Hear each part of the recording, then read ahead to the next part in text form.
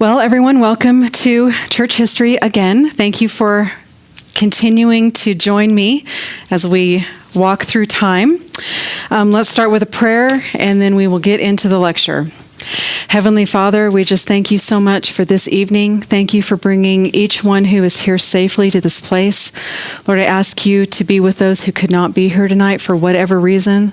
Lord, I pray that you would present time and ability to study. Lord, I pray that the study time that's put in would be fruitful. Lord, I just pray that you would continue to be with each person as they continue to move forward in this class, and Lord, that you would just teach them what you would have them know. And we ask it all in Christ's name. Amen. All right. When we ended the last class, we started talking about monasticism. So we talked about Anthony, this guy. He was considered the first monk. Remember that those monks, they were trying to separate from society. Sometimes it was because they saw corruption in the churches. Sometimes it was because their own temptations were overwhelming them and they wanted to get away from that. Maybe it was both sometimes. But in general, this idea of removing yourself from society, going way away from it, and living basically a survivalist's life. That was basically the monastic lifestyle. There was another word that was put in front of that we talked about last week called the ascetic lifestyle. Now, you can be ascetic without being a monk or being monastic. Ascetic is the idea of self-denial. It's living a lifestyle of extreme self-denial. So, these monks were removing themselves from society and also denying themselves not food and water in that they were starving to death, but they would allow themselves only enough food to survive, only enough water to survive. They worked the land to get their food, and they spent the majority of their time fighting their own demons, studying the scriptures, in prayer, in areas where they did have other people around them, helping other people, being helped by other people, other usually hermits or people living the same lifestyle they were living. But anyway, this man, Anthony, he was considered the first monk, and he was very successful. Spiritually speaking, he was very, very successful, and he was noticed for his success. This man, Pachomius, remember, he was a retired Roman soldier, and he adopted this monastic lifestyle, went out into the desert, and because of his background and the way that he thinks and the way that he was sort of raised in the Roman army, he was credited with taking this monastic lifestyle and putting some structure to it, putting some order to it. Every morning we're going to do this. Every mid-morning we're going to do this. We're going to work. We're going to work hard. We're going to pray hard. We're going to study hard. And so he sort of brought order to this lifestyle. Then very briefly, we mentioned Benedict. Benedict is another monk. He is credited with further taking this order that Pachomius started and sort of spread throughout the monastic societies. And he came up with his own set of regulations that he would bring people in underneath him, and they would follow this specific set of orders. His was called the Rule of Saint Benedict, and he began to form cloisters or groups of monks who would live together in a community and live under the rules that he put into place.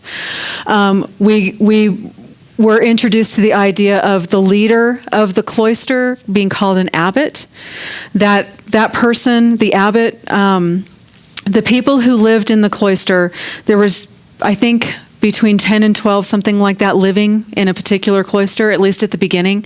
They got much bigger later. And then there would be one monk that sort of was in charge of everything.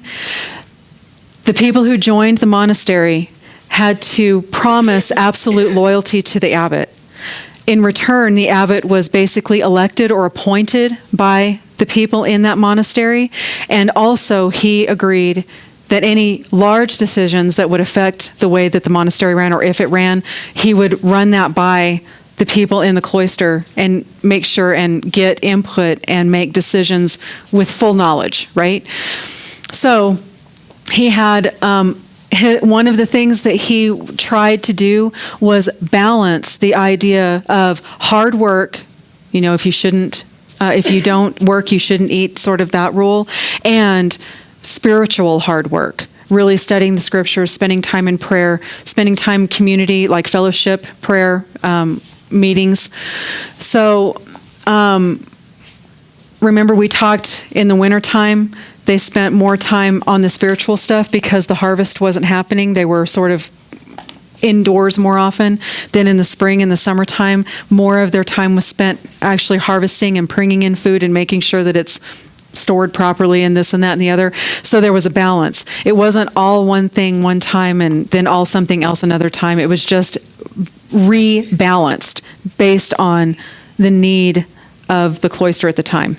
So that was all Benedict and his, and he also, if you wanted to join his cloister, or a cloister that was under his rule, you would come in and you would stay for a year. Remember, you would actually experience what it was like to live in the monastery for a full year. And at any point you could leave prior to that year being up without any questions, no hard feelings, no nothing, right? Once that year happens, if you decide you want to stay, then you took vows of poverty, chastity, and obedience. And you were expected, they were a lifelong vow, and you were expected to be a member of the cloister from that point forward. So we talked about all that last week. All right, so then the next person that I want to talk about is Augustine. He's a very interesting, very, very interesting man. Very, very bright. We've talked about Origen, we've talked about Tertullian, and how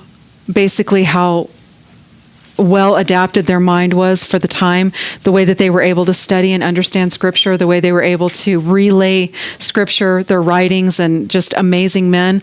Augustine, by many people, is considered the brightest man of antiquity, the brightest early church figure of antiquity. Very, very, very bright. His father was a pagan, but his mother was a Christian. He went to Carthage, which I don't know if Carthage is on your map. Yes, it is. The map I just gave you. If you see where Rome is, we know where Rome is. If you look south and then to the west just a little bit where Africa is, Carthage is just south of Rome. Anyway, he went to school in Carthage, and when he got to school, he basically went a little crazy. Started partying, drinking a lot, women, just everything. He was just living the life. He met a young woman while he was there. He and this young woman moved in together. They lived together for 13 years. They had a son.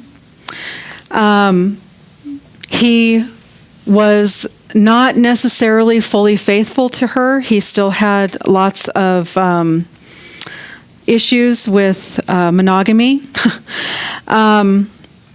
Anyway, after some time, he ended up being offered a position in Milan. It's a teaching position at a university. So he moves to Milan, and because he is teaching, well, not just because he was teaching. You can teach and not have this drive. He was a lover of oratory. He loved to read. He loved to listen. He loved language. Okay? So when he moved to Milan, he began to hear of this pastor named Ambrose, who also lived there. Now, Augustine at this point in his life was not necessarily interested in listening to the doctrine or whatever it was that the church had to say, but he was very interested in listening to Ambrose because he was a great orator. He taught well. And so he had heard about him, and he was interested in going and listening to him speak. Not necessarily taking in what he had to say, but just listening to him speak. All right? So now, to understand a little bit about Ambrose, there's a long, long history with Ambrose. You can look up, there's lots of things you can learn about Ambrose, but I want to talk about something in particular. All right, so we're going to loop back to Augustine in a few minutes, but in order to understand Ambrose and his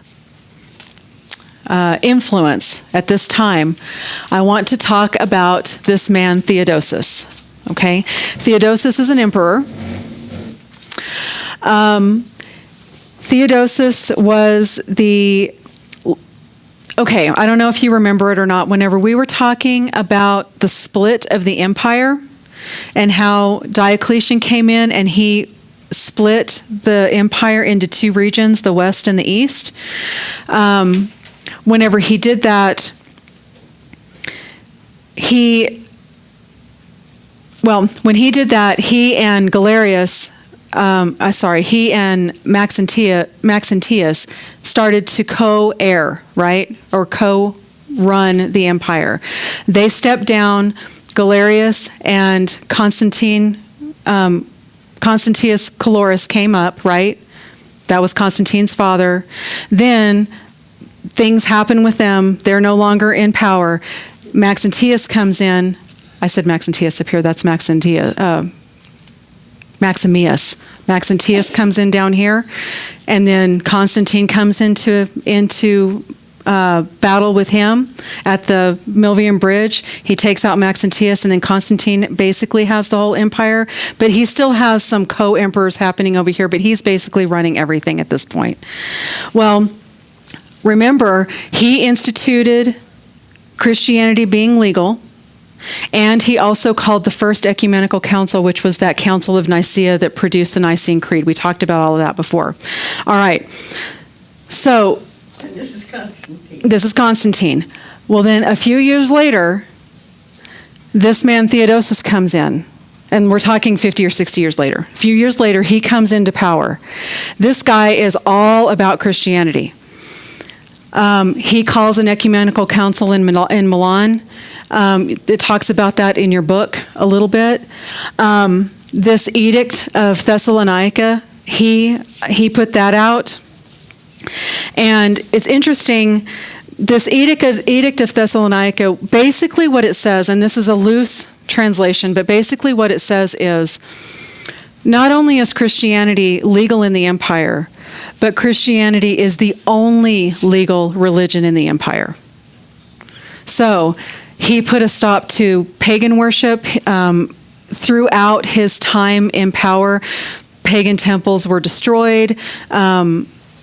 Just things. He was not joking. He was all about Christianity. And this Edict of Thessalonica. Remember how I talked about with Decius. We started with Decius, and he was a heavy persecutor of the Christians with the libellus and just people being. True Christians were running into the catacombs and hiding from the government by the time it was said and done. He has power for a couple of years. Then Diocletian comes in. He doesn't really persecute too much to the end of his career. Galerius comes in, heavy persecution on one side of the empire. Constantius Chlorus, not so much. He doesn't really care on the other side. But there's these pockets of heavy persecution. Then Constantine ends up taking over, and he makes Christianity legal. Not only legal, but then everybody wants to be a Christian because that's how you get a good job. That's how you get a good promotion. That's how you get a good marriage. You marry into a good family. Like all of a sudden, it was great to be a Christian. But all the pagan religions that were still, they were still happening. Well, then a few years later, you've got religious or Christian persecution, Christian tolerance, and then with Theodosius, you have Christians saying, "If you're not a Christian, we're going to kill you." It's now the only legal the only legal religion, right? So this Edict of Thessalonica was kind of I mean, it was bold, but it's also, especially if you are if you're looking through a secular lens onto this time in history, it's not good for, in general, it's not good for Christianity. But it is what it is. I mean, even as a Christian who is not looking through a lens of secularism, if you want to call it that, I mean, I look back at this time and I can see from the Christian perspective, so to speak, at this time, how, yes, everyone is going to be a Christian because this is the right thing to do. But you can't enforce righteousness. You can't force people to believe what you believe and do what you do and live how you live, because you end up with persecution for the exact opposite reason. Christians killing other Christians, or Christians killing people who won't profess to be Christians. Yes? So when he was in his rule, was he a true Christian? Or was he just a rule? No, I think he was. I think he was all about, he was talking about that ecumenical council that he called. It's really funny. Even your book is real hazy about it. He's basically extending the Nicene Creed. So the creed, when it was established, was fighting the idea that Christ is not equal with God the Father. He was a created being that is sort of a lesser God, so to speak, right? So that's what the original council was fighting against. This second council is basically elevating the Holy Spirit to the same level as God the Father and God the Son. Other things going on too, but in general, that's what this council was about. So he was extending the same principles as what was established whenever Constantine called his. So I think he really was a true Christian. But I mean, I can't say, but my thought is that yes, he was. Anyway, so this Theodosius, although he does have a human side, because the story I'm about to tell is not going to go in line with me saying yes. All right. So, 390. In Thessalonica, they have, and in cities all across the Roman Empire, but in Thessalonica, they have these Roman chariot races, right? And it's a big deal. It's a big sport. People love to go out. There's fans. The Roman charioteers are loved, and, you know, it's just like athletes today. You know, you pick your favorite and you love them and you support them and you go to the games and you get excited and whatever. Well, one of the Roman charioteers was arrested in Thessalonica. He was arrested for homosexuality. It was thought, or he was accused of trying to rape his male cupbearer. I don't know if that's just what most of the literature that I read says. So he was arrested for homosexuality. Well, the games were coming up, and the fans, the city, was very upset because their favorite charioteer was in jail.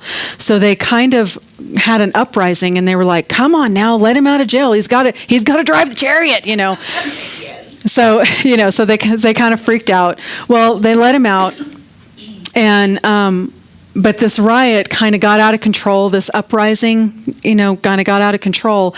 And what happened was, one of the Roman generals, and I think his name is given, I don't know his name right now, but one of the Roman generals in Thessalonica was killed, and a few other Roman soldiers were also killed. So a general and then a few other Roman soldiers, and there may have actually been citizens, I don't know, but they talk about, because what's important is this Roman government, soldiers of the Roman government were killed in this uprising over letting this guy out of prison, or out of jail, right?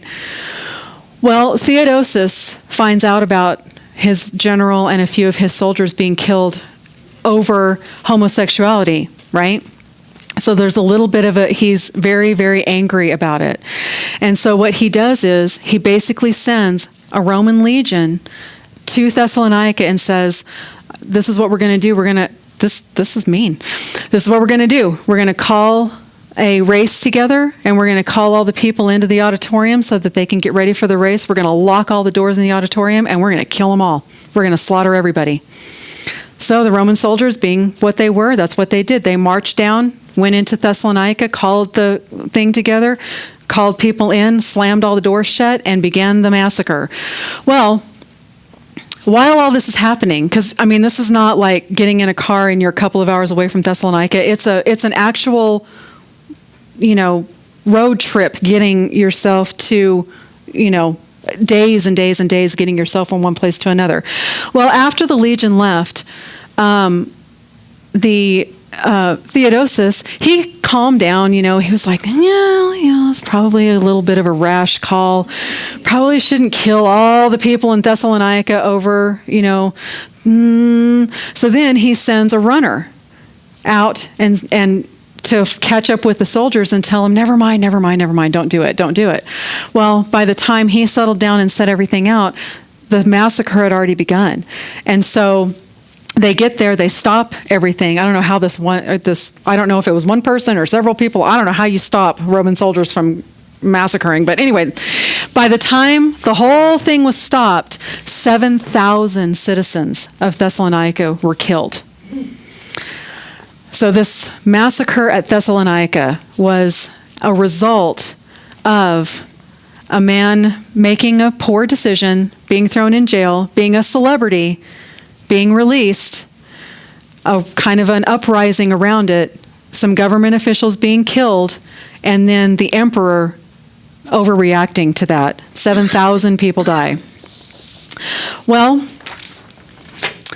Thessalonica, as far as the pastors were concerned, Milan was the city, or this bishop in Milan was over Theodosius and over Thessalonica, but Theodosius didn't live in Thessalonica, but Ambrose was Theodosius' bishop, okay? Ambrose found out what had happened, and he absolutely read him the riot act, came down very, very hard on Theodosius. His reaction to this was, Ambrose tells Theodosius, because you've done this thing, you are no longer allowed to come into fellowship in the church. Basically, this is not the term that is used, but basically you're excommunicated. That is not the term because it doesn't exist yet. But basically he says you're no longer to come into fellowship, and the kicker, you're not allowed to take communion. At this time in the church, not taking communion was basically a sentence for hellfire. Okay? So he was basically saying, you're going to hell for what you did. Basically, right? Well, at the beginning, Theodosius was like, that's fine. He'll settle down. I settled down. I'm sorry. He'll settle down, whatever. Well, months went by. He wasn't settling down, and he would not allow him to come into fellowship or come into the church. Well, eventually, Theodosius was missing fellowship. He was missing being a part of the church that he loved. So he goes and has a meeting with Ambrose and says, okay, what do I need to do to get back into the church? What do you want me to do so that I can start to take communion again? And he says, well, I want you to publicly pay penance, so to speak. Again, a word that, don't take that to mean a modern penance, but you need to pay public penance to me and accept or confess what you've done, and do these things so that the people can see. Basically, you just need to be public about your confession. And he says, all right. So he does, but Ambrose does not immediately reinstate him. He does this, but he doesn't immediately reinstate him. He actually is still, I guess, a little bit upset, and he won't let him back in. A little bit more time passes, and finally Ambrose says, all right, you've done enough to show that you're truly remorseful. So maybe you meant it the first time, but the second and the third, or however many times it was, now I know you're remorseful. You are truly repentant. So now, you can come on back in. It was about an 8-month or so time period between the time that this happened and the time that Theodosius was let back into the church. The reason that this is important is because, and again, it's very interesting, depending on who writes about this particular piece of history. If you look at it from the secular view, they say, The Christians or the religious people always want to say that this is a turning point in history, but really and then they move on, and they discuss it in a different light. If you read any sort of Catholic or Protestant, any sort of Christian-based writing from it, it is one of the biggest turning points in our Christian history. So it just depends on what perspective you're reading from, what sort of emphasis you're going to have put on it. But from the Christian perspective, this is a turning point because it was the first time, this is so important, this will be on a test. This is the first time a Roman emperor came underneath the authority of a Christian bishop. So it's the first time that, so if you remember, we didn't emphasize it too much, but if you remember when we talked about Constantine, he called the ecumenical council. He was not a pastor. He is not a person who doles out religious scriptural teachings or anything like that. He was the emperor of the entire Roman Empire, right? He was the leader. But he called the ecumenical council. And the reason he called it is because he wanted Christianity to be this unifying tool, and you had all these pockets of the Christians fighting with each other over this Arius problem, right? So he calls this council and says, get it together, right? But he's not a pastor. He's not a religious leader. He is a imperial leader, right? So, Sandy, when you study about these leaders and these bishops, when you study, because you're just giving us a superficial kind of understanding, do these bishops is there scriptural background to why they can say you have to stand up or you?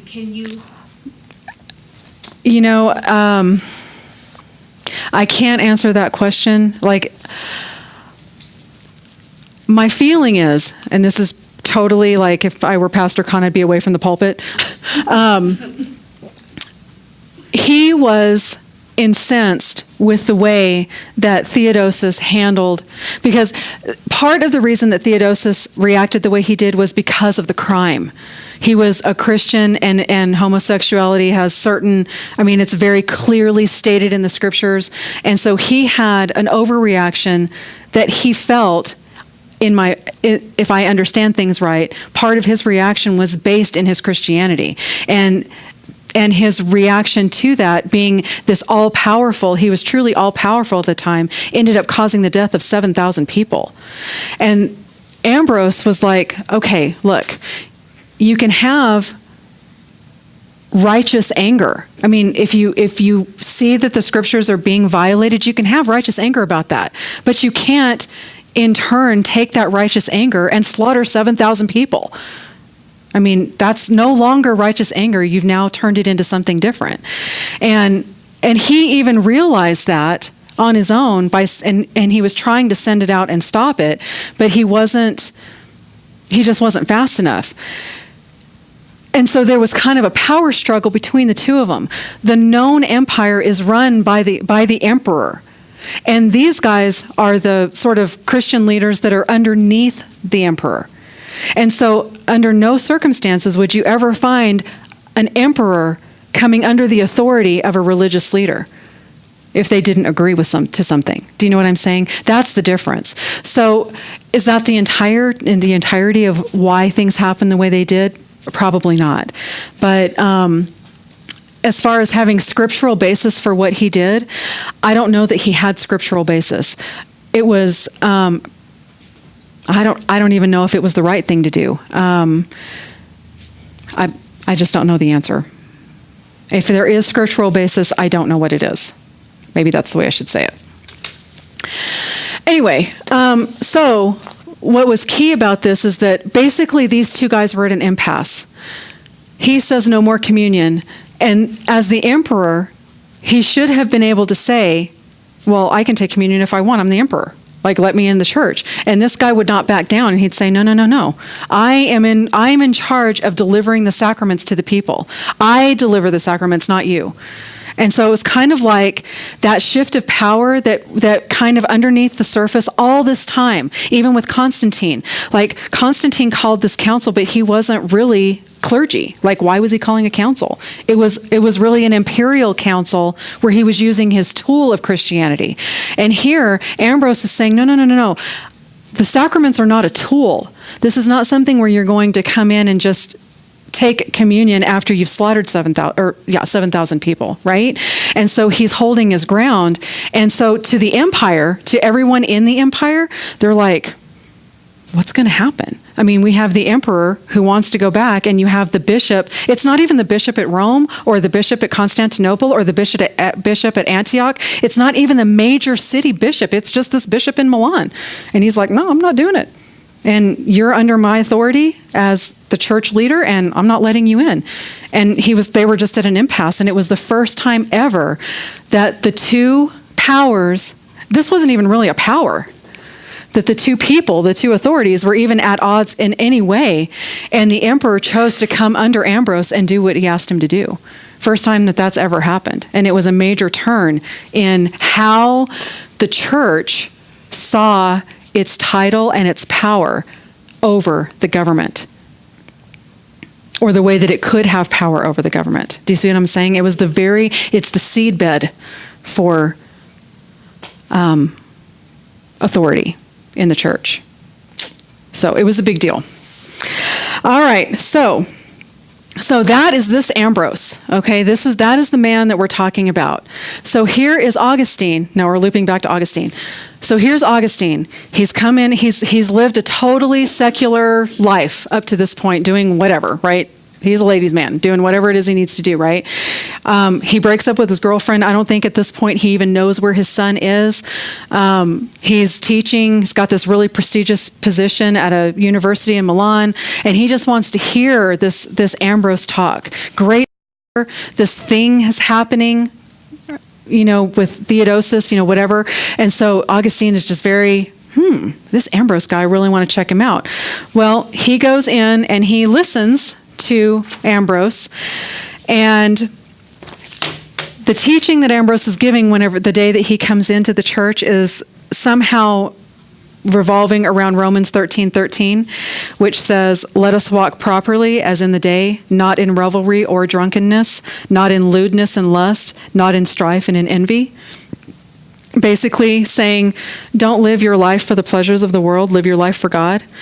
So this man, Augustine, who had been living his entire life for the pleasures of the world, goes in and listens to this man who has a lot of influence without him realizing it because of his position, gives this teaching, and Augustine is changed at this point. Now, he's not accepted Christ, but he's changed, and he's like, oh my gosh, my mom was a Christian. He knows what Christianity is. He's been living an anti-Christian life all this time.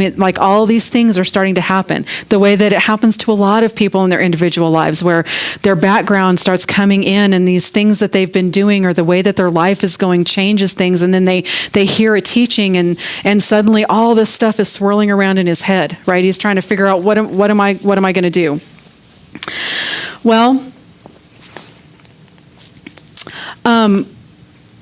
Augustine was,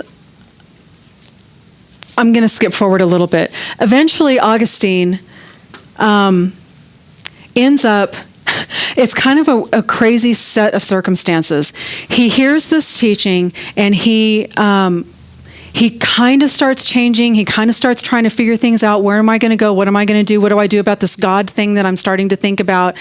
And several things happen to him and lead him to a point where he's walking down the street, and he hears there's a little girl playing in the street, and she's, I don't know, jumping rope or I don't know, whatever it is you do. She's playing some game just by herself in the street.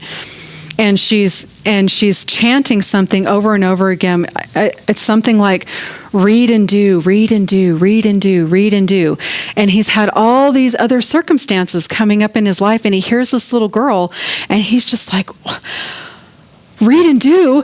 And then the scripture comes back, and he just like on the spot says, oh my gosh, that's it. I am giving my life to Christ. Can you imagine giving your life to Christ because a little girl is playing a game in the street? I mean, she was just like you know how you hear throughout like different teachings and stuff like that, how we are supposed to, share our testimony, share the love of Christ, share this, share that. And you don't have any idea the effect you have on people.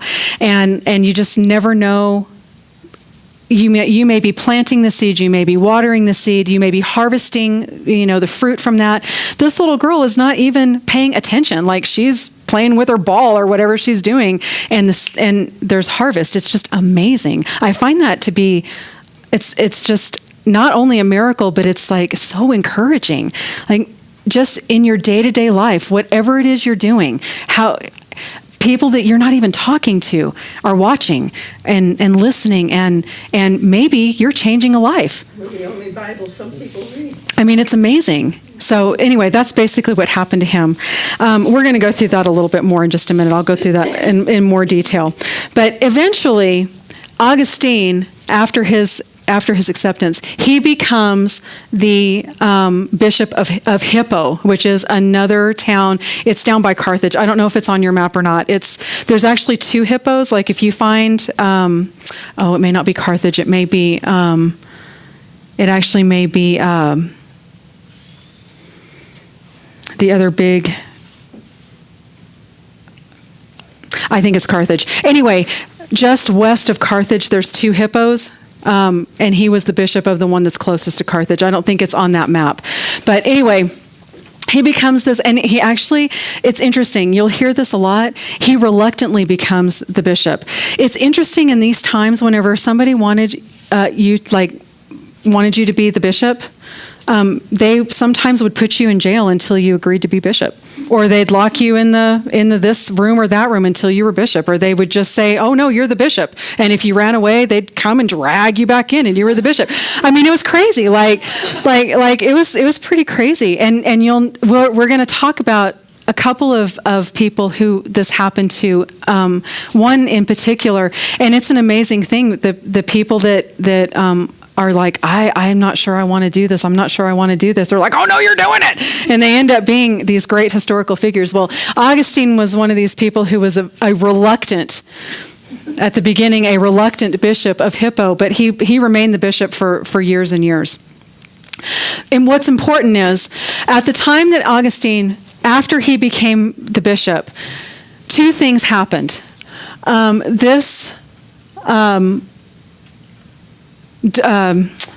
want to say document. It's not a document. Religious movement called Donatism. It's in your book. They talk about it. Started to come up on the rise. These Donatists, what their problem was, is they looked back at the early church history whenever the church was being persecuted so heavily, and people were giving in, and they were denying Christ and doing all these things. What this group of people were saying, these Donatists, what they were saying is there were some of these early church pastors, not just people in the church, pastors who didn't necessarily openly deny Christ, but they burned the scriptures in order to stay out of trouble so that the scriptures wouldn't be found. They would take scriptures and burn them in order to save themselves so that, if their house got raided or whatever, they wouldn't get in trouble, or as much trouble. The Donatists were saying those bishops have no place in the church. And anyone who follows any writings, doctrines, teachings, etc., from any of those pastors who burned the scriptures at the time of persecution, all of them should be out. So these Donatists were basically saying anyone who learns from or teaches from those pastors who burn the scriptures, they should be out. And the church did not agree with that in general. And so they separated themselves from the church, and they kind of created what they called a pure church and started to doctrine, not document, the doctrine of Donatism. Okay, that started to take place. Augustine went against this doctrine very, very heavily. He rejected the idea of a pure church because he said the church is full of good people and bad people. There's always going to be a mix of righteous and unrighteous, always in the church, and it will be so from today until Judgment Day. There will always be a mix of people, so there is no such thing as a pure church. So he kind of like hacked at their foundation. And this is interesting. The other thing he said was he rejected the idea that a religious leader, like the morality of a religious leader, has nothing to do with the sacrament they deliver. For example, if I am a pastor who's delivering a sacrament and I sinned and I have open sin in my life, or I have hidden sin in my life, no one knows it but me, but I'm delivering the sacrament. What the Donatists said was the lack or the impurity of that bishop transferred that impurity to the sacrament and to the people. Like not transferred, that's a little mystical, but basically the impurity of the giver ruins the sacrament for the people. Okay? What Augustine said was the morality of the person delivering the sacrament has nothing to do with the receiver of the sacrament, has nothing to do with any of that. So the two main points that the Donatists were trying to use as their foundation, Augustine wrote heavily against it. So that's Donatism. Shortly thereafter, this doctrine of Pelagianism came in. The Pelagianists believed that you could live a sinless life. They believed that people could be sinless. Okay? Now, from Augustine's background, given where he came from, the life that he led, the lifestyle that he led, he had a son out of wedlock, he left his girlfriend, all of these things happened to him. And then for a group of people to say that it's doctrine that you can actually live a sinless life. And he was saying, oh, no. Temptation is way too heavy. There's no way that a person can go through their entire life being sinless. And I don't know, I have not read all of his writings, but it sounds very much like you're being Christ-like. And I don't know if he touched on that or not, but it's a dangerous place to be.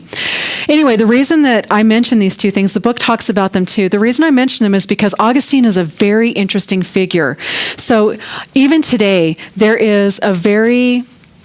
can be a lot of contention between the Roman Catholic Church and the Protestant Church, whatever branch of Protestantism you want to talk about. There's just this sort of a fight or a sort of underlying issue between the two things, right?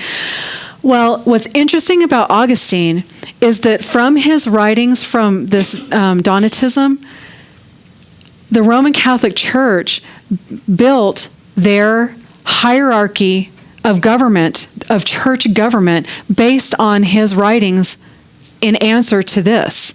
So the Roman Catholics are using this as a foundation for their sort of like their church government.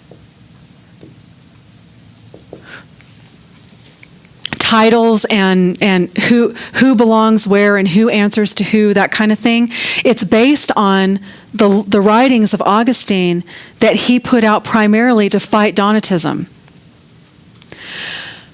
This Pelagianism, though, what he would say is one of the main defenses he gave to Christianity against Pelagianism was, there is none righteous, no, not one.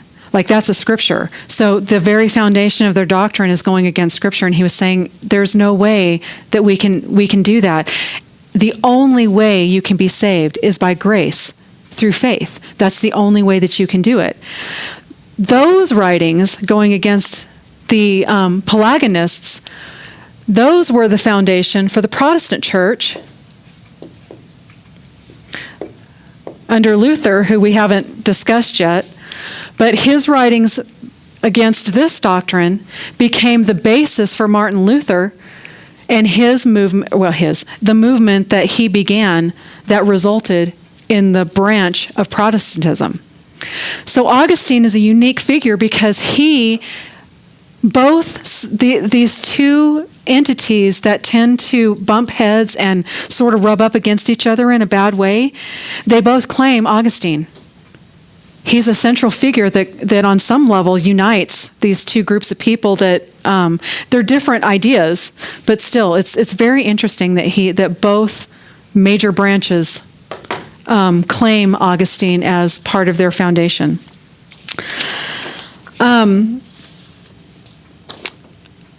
Let's see. I wanted to tell you more about Augustine and what happened to him.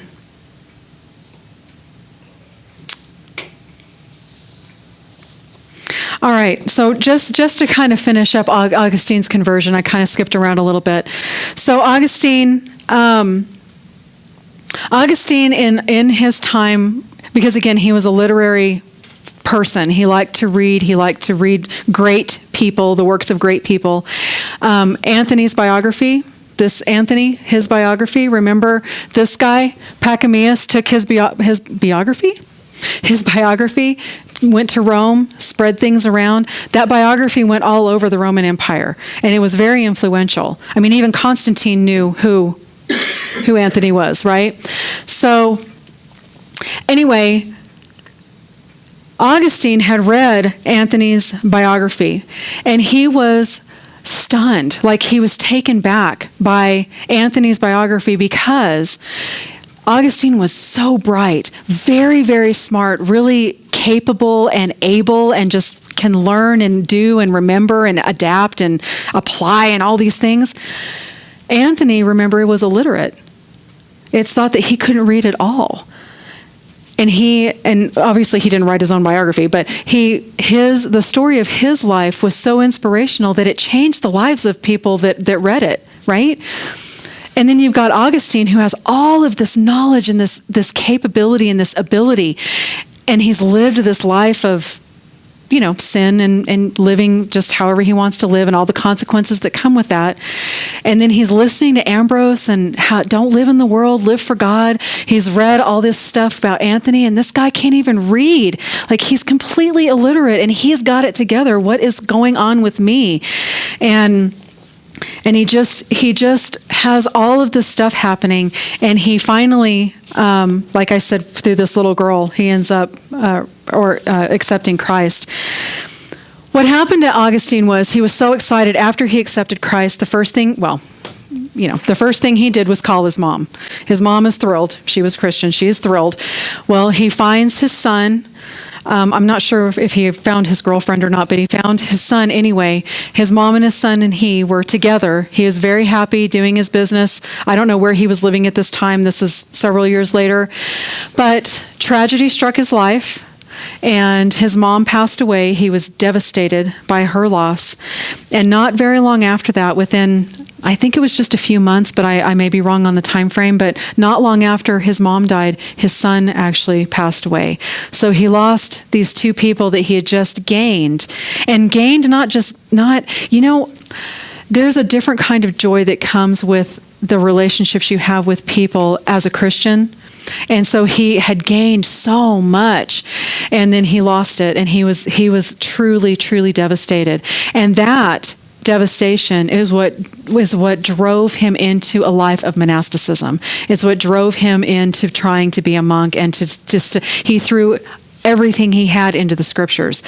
So this very bright man with a very strong testimony was now living for God. And it produced these writings against these different theologies that were bogus, that ended up influencing everything that we are today. No matter where you are or what you're doing, he has affected us, and it's amazing. So that's basically the story of Augustine. Now, the last thing I want to touch, I've got 7 minutes. This is the last person I want to talk about, this guy right here, Leo.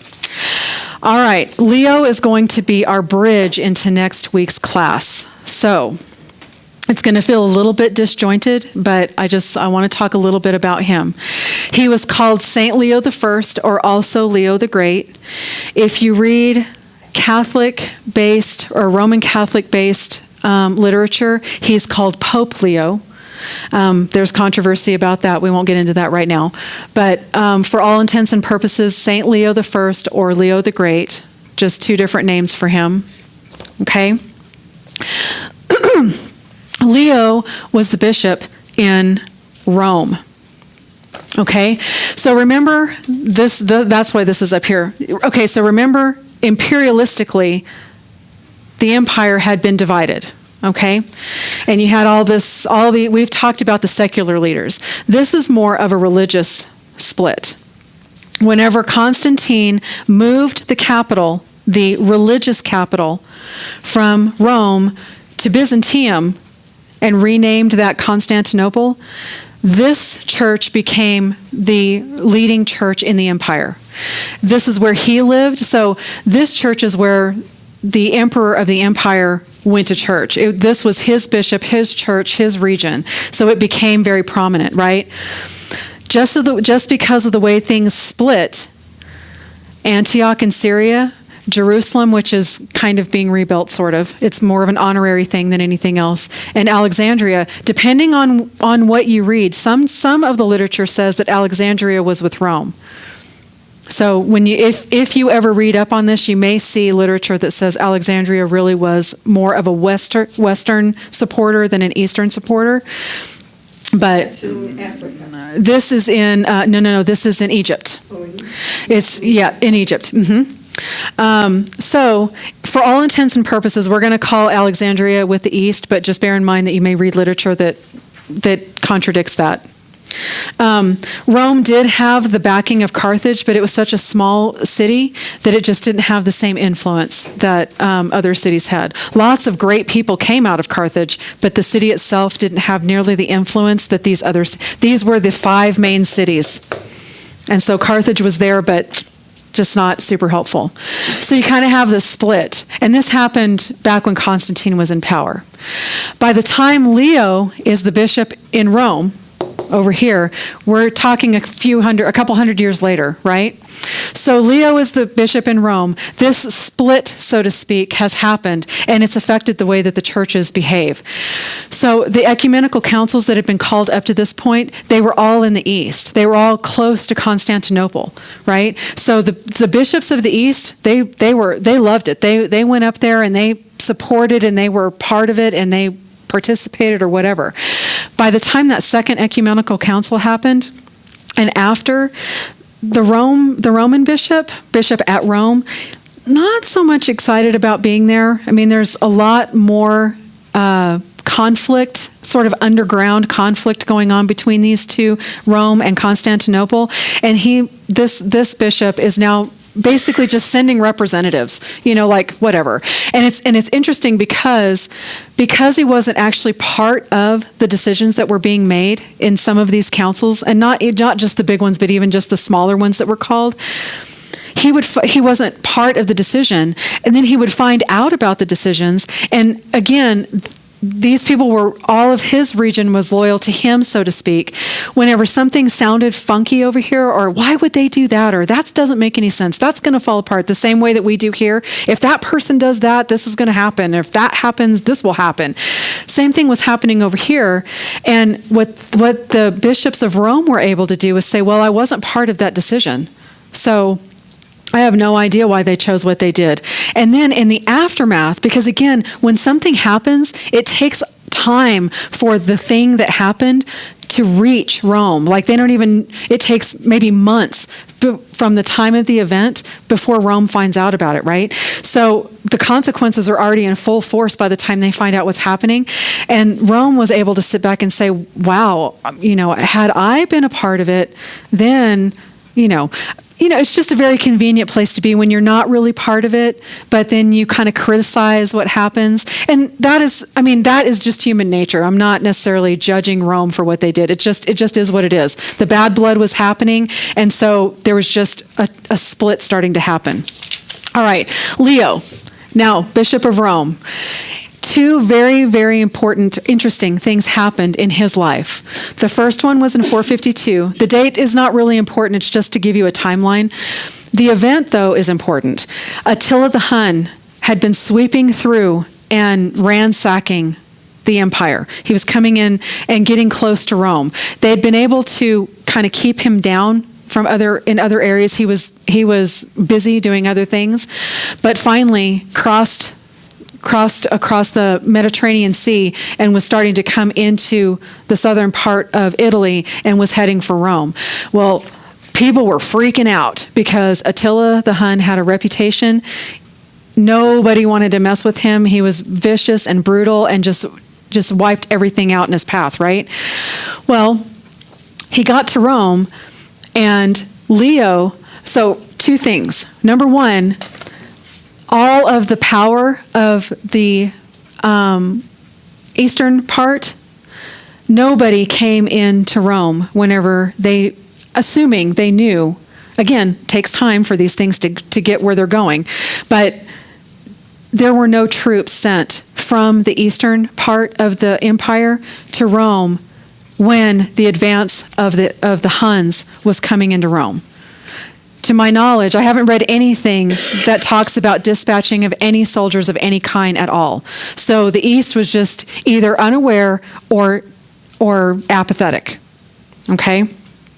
So Leo, the bishop, and whatever company he had with him, they go out to a meeting place and he meets with Attila the Hun. He's not all by himself, but he meets and talks with Attila the Hun. Basically what he's saying is, please don't come in and destroy Rome. Please don't ransack the city. Don't kill the people. Don't take everything, whatever. Well, what nobody knew at the time was that Attila's army was tired. There were people that were very sick. Their morale was down. His people were kind of starting to get tired of it. Like, I'm tired of doing this, And so, of course, Leo didn't know that, but his army was starting to become weak and like, I don't want to do this anymore, right? So here comes Leo. Please, this is Rome. This is like imperial Rome. Don't do anything to Rome. It's Rome, like it's the city of the empire, the ancient city of the empire. Please don't destroy it. Basically, Attila says, okay, we're not going to destroy it. And they make this agreement, and Attila honors the agreement. He'd made agreements with other parts of the empire previously, and then he just destroyed them anyway. But he made this agreement, and he actually did it, and he turned away and he left. Leo goes back into Rome completely triumphant. Like, they are, wow, Leo really is Leo the Great. He is fantastic. He kept Attila out of the city. Well, the fact that he was able to negotiate that, for whatever reason, he was able to negotiate that on top of the fact that the East did not send any help, really solidified some feelings about how the West viewed the East. Okay? And Leo, man, he was the man. They loved him, absolutely loved him, completely loyal to him in the West, right? Well, just a few years later, the Vandals come in, another raiding army, not quite as vicious as Attila's, but the Vandals, they were pretty, they come in and they're going to take Rome. Well, Leo again goes out, and again, there's no mention in anything I've read. Doesn't mean it didn't happen, but there's no mention of any help from the East. But again, how much time did they need to even get the information and then dispense? I don't know. Anyway, so the Vandals come in, and Leo meets them outside the city and says, again, don't destroy Rome, please. It's Rome. And they said, and so they negotiated with him, and the Vandals said, okay, we won't destroy it, but we're going to loot it for 14 days. So they come into the city, and there's no house that's left unlooted. Some of the churches they did not touch, but they didn't take, I don't think that they took church-based booty out. They kind of left it alone, but they desiccated everybody else's stuff. They took everything. But they didn't do a lot of raping. They didn't do a lot of killing. And the plundering that they did was of material things, not of like life things, right? So the people of Rome, still looked at Leo, even though there was a 14-day vandalizing, that's where the word comes from, of the city by this group of people. They still looked at Leo and said, oh my gosh, you did it again. You saved Rome again, right? It actually ended up being kind of an undoing of Rome, but that's a different story. But still, the people who were left, I mean, it was only a few years between these two things. So we have the same generation of people going, man, Leo, yes, you are totally going to go out and talk to everybody for us forever, because, he just was very successful. Well, all of this happenings, especially these things, there's others too, but this is a main thing, really caused what is considered a true split religiously between the Christianity in the West and Christianity in the East. These two things, this event with Leo, and again, coupled with the fact that they felt deserted by the western part of the empire, Rome did, or the eastern part of the empire, the West felt very deserted and pretty angry about it, but Leo saved them, and so the loyalty just reversed. Like, there was no more, in general, no more loyalty to the East, and there was kind of a split happening. Now, all of these bishops at this time, they were called papas, not potatoes, but the papa, right?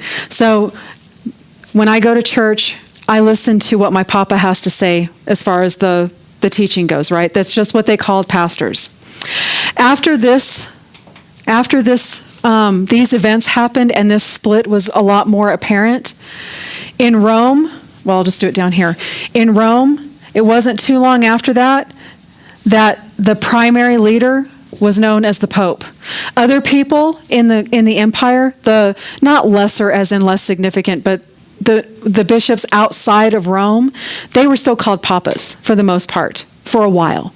But the main person, like Leo, those were given the title, an elevated title of Pope, and they became sort of the overall ruler, so to speak, of this part of the empire for Christianity, not for imperialism, just for the Christian churches. The eastern side also took a name.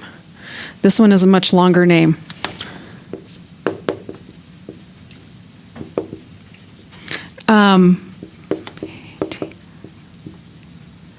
Patriarch.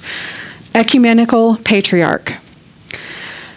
Most of the literature says that this title wasn't used until about the 6th century, which is 200 or 300 years after this.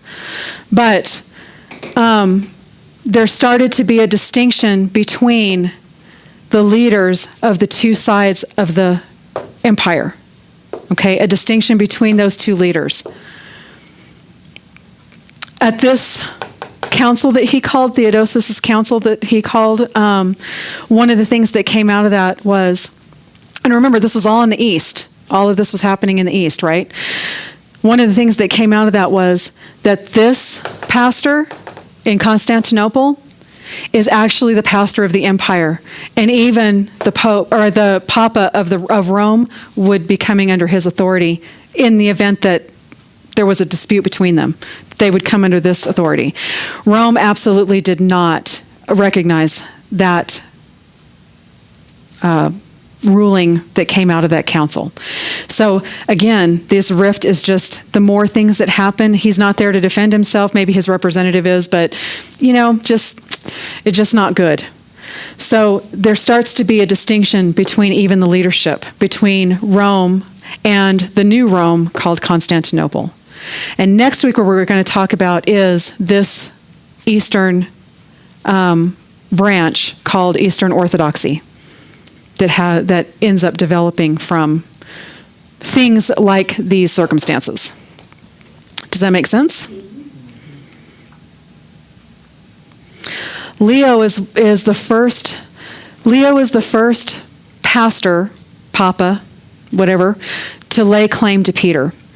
whenever these councils came out and said, okay, the East is going to be the big leader and we're going to come under them, what Leo said was, no, that's not it, because the real center of the church is in Rome, because Christ told Peter that Peter was going to be the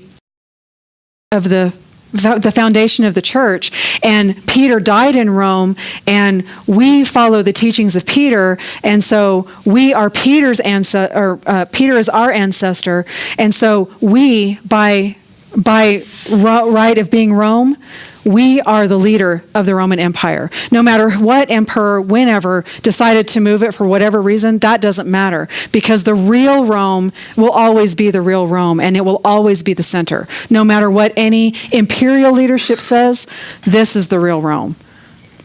So Leo, in response to that was called by him, was like, nope, Rome is the real center. So Leo was from he was in the West then. Yes, Leo, this is definitely Leo. He was the Roman bishop. And that's very important. I know I've kept you guys 10 minutes late, I'm sorry. And I have one more thing I have to say while the camera is still on too. Anyway, Leo was the first person to lay claim to Peter, and that becomes something that is held on to as time goes on. I meant to do this at the beginning. So during last lecture, I was talking about the Septuagint, and I said and I made a terrible mistake and said, well, first I said that the Septuagint was the Greek translation of the Old Testament. That was correct. Later on, I got somehow confused and said something about the New Testament. I'm going to be very clear so that you understand what it is. Okay, so you have the Old Testament scriptures. They were written in Hebrew. Then you had this group of 70 men. That's why it's called the Septuagint. Sept, that stands for 7. So the 70 men came together, Greek men, and they translated the Hebrew Old Testament into Greek. So the Septuagint is a Greek version of the Old Testament. Then we talked about Jerome. Jerome came along, and what he did was he took that Greek Septuagint of the this Old Testament, and he translated that into Latin, into a form of Latin called Vulgate. Okay? Whenever he was translating, he was coming up, and just as this, people in his area, he was in Bethlehem when he was doing this, people would say, well, that may be what the Septuagint says, the Greek translation, but the original Hebrew doesn't say that. He got tired of it. Plus, he was having to focus his mind away. Apparently, he had temptations with other things, and so part of the way that he was occupying his mind to get away from the temptation, he decided to learn Hebrew. So he learned Hebrew so that he could have intelligent conversations with Hebrew-speaking people about the translations. And he did a Latin translation of the Greek translation of the Hebrew scriptures. Does that make sense? I just want to make sure everybody's clear about that. No New Testament in there at all. No New Testament, all Old Testament. And the reason he was learning Hebrew primarily was to fight temptation to occupy his mind so he wasn't tempted to do other things. But it worked well for him because when people would come along and say, well, the Greek, whatever, the original says this, he was able to actually talk from the original scriptures. Does that make sense? Jerome. Okay. Jerome. He is responsible for the Latin Vulgate, which is the Latin translation of the Old Testament. So is that fairly clear to everybody?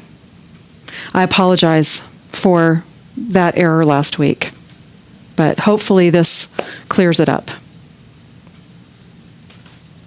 Okay? All right, everybody, thanks for being here. I apologize. I kept you 12 minutes late, but thank you for staying. I appreciate it. And we will see you next week.